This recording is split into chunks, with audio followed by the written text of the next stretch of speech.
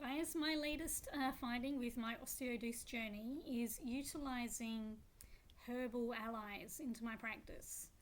When I first started learning Osteodouce, one of the things we learned that we couldn't help with so much was infections and dealing with bacteria and viruses. And, we could help move bones back into place, we could help relieve muscle tension and all these other things, but harmonising bacteria and viruses was something that we were told we couldn't do. And I've been working with people who have autoimmune conditions and other people who've had other bacterial infections and viruses, and I haven't had a lot of success. I've had a success in reducing some inflammation, but actually getting rid of those bacteria is another thing altogether. And I came across this idea through studying pathophysiology. We were studying inflammation and chronic inflammation. And what happens is the white blood cells, they can't get rid of an infection or an intruder or toxin or whatever it is in the body. They get exhausted, they don't have enough power to get rid of it, so they surround it and they build fibrotic tissue and extra collagen and kind of encapsulate it. And you see this my husband has been battling like a frozen shoulder for the last few months. Like, we've been working on it, it went really good, we got rid of all the fibrotic tissue and stuff and it was all great. And then he would do something, we'd pull it and we'd get all... So his shoulder down to his elbow has been, and then the back muscles as well, which have been working extra hard to hang on to that, has been this up and down journey. And after I read the stuff from my uni that, the key thing here was there was some infection in there which he couldn't get rid of.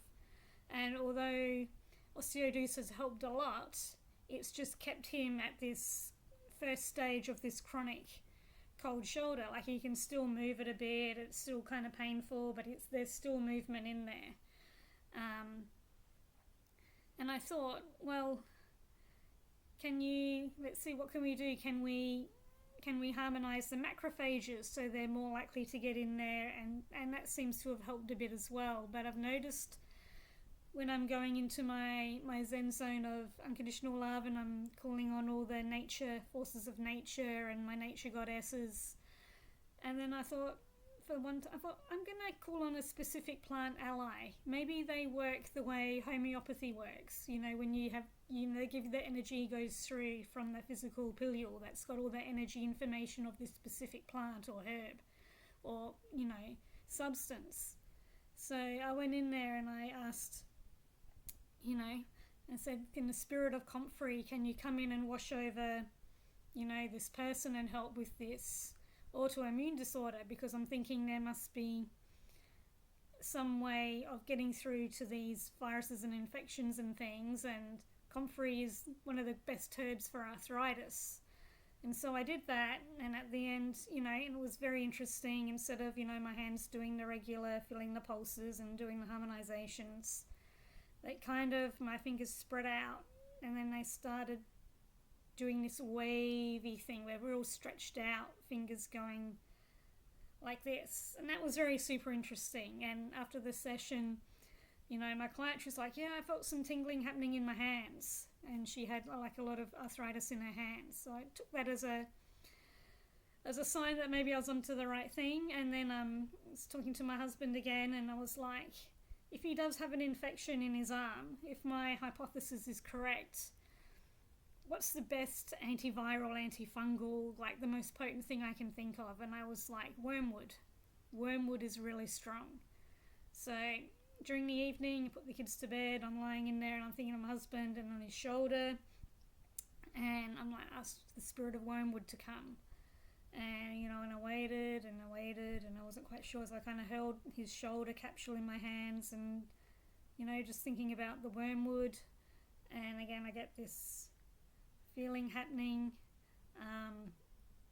The next day, because I've been working on his shoulder manually as well as energetically, we have some exercises and some things to do, and it's good practice for me being an osteopathy student. His shoulder was hell of a lot looser. Like, it was really loose. It was like going, he could get his arm way up further. And then for the next day or so, he was saying the pain from his shoulder is going down it's going down his side into his leg. And I'm thinking, okay, so that's gone in and that's stirred up that infection. It's not been localized and you know, surrounded in that shoulder anymore. It's been let out down his body. So I was like, okay. And then I thought, what's another really good one I can play with? And I thought, I know, powder arco. Powder arco is a brilliant, it's like an anti-cancerous herb. It's antiviral, anti-fungal. It's been known to cure like hundreds of diseases. And I thought, let's do powder arco. So powder arco comes from the bark of a tree in South America. And that was very interesting because it was different from the leafy herbs, which kind of came out straight away. It was like very dense energy, and it took a while to feel in my hands. And then after a while, I got that same sweeping motion, and I did that. And so I did that, and then I talked to my husband the next morning. He's going, yeah, it's not as sore as it was last night, but you know, I had to get up. What did you do? I had to get up and pee at like 4 a.m. Like he normally pees at 11, and then he's done for the night. We had to get up at 4, so there was things being flushed and moved out. So that was interesting. And then my daughter, who's 6, who I've suspected has something with her kidneys going on, and I was just like, what's a good herb for the kidneys? And it was like nettle. Nettle's really good for the kidneys. So I did the same thing with her. I just focused on her kidneys, and then I focused on bringing in the plant spirit of nettle. And I got this. And then, you know, next day she was just up. She was fine, but she was peeing almost every couple of hours. Just like she was just going to the toilet a lot, and she was peeing a lot. And it was like, to begin with, I wasn't sure why. And I'm like, oh my God, is she pre-diabetic? Are they feeding her too much sugar? Like, what's happening, you know? And I'm thinking, hang on, nettle's an anti-diuretic. You have plenty of nettle, it makes you pee. It makes you pee. And I'm like, holy crap, maybe this is actually like working really well.